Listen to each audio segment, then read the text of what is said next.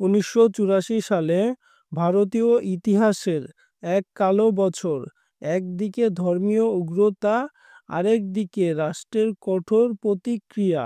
ঠিক এ উত্তপ্ত সময়ে ঘটে যায় দুটি রক্তাক্ত ঘটনা: অপারেশন ব্লু স্টার এবং ইন্দিরা গান্ধীর হত্যাকাণ্ড।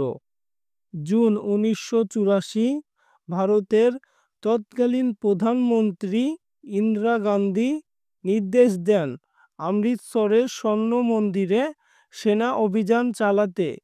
লক্ষ্য ছিল শিখ নেতা জর্নেল সিং এবং তার সশস্ত্র অনুসারীদের হটানো, যারা ধর্মস্থানটিকে ঘাঁটি বানিয়ে রেখেছিলেন।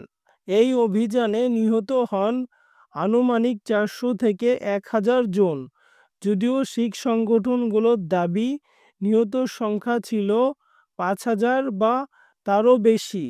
ধ্বংস হয় ধর্মীয় স্থান, রক্তাক্ত হয় মন্দির। এই ঘটনার পর শিখ সম্প্রদায়ের মধ্যে ছড়িয়ে পড়ে তীব্র ক্ষোভ ও দুঃখ। এর 3 মাস পর 31শে অক্টোবর 1984 সালে ইন্দিরা গান্ধীর নিজ বাসভবনের সামনে 2 শিখ দেহরক্ষী বেন্ত সিং এবং শতবিন্দু সিং এর গুলিতে প্রাণ হারান। এ হত্যাকাণ্ড ছিল অপারেশন ব্লু স্টারের প্রতিশোধ।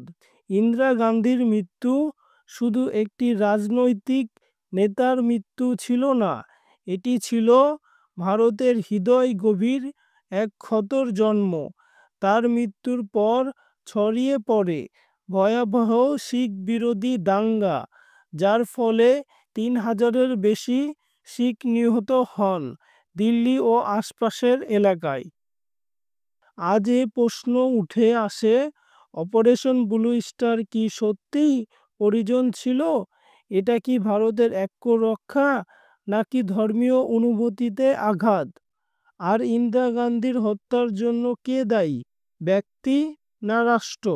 এই ঘটনাগুলোর প্রতি আপনার দৃষ্টিভঙ্গি জানতে চাই আমরা। কমেন্টে জানান এবং ইতিহাস ভিত্তিক আরও ভিডিও পেতে সাবস্ক্রাইব করুন আমাদের চ্যানেল। ধন্যবাদ।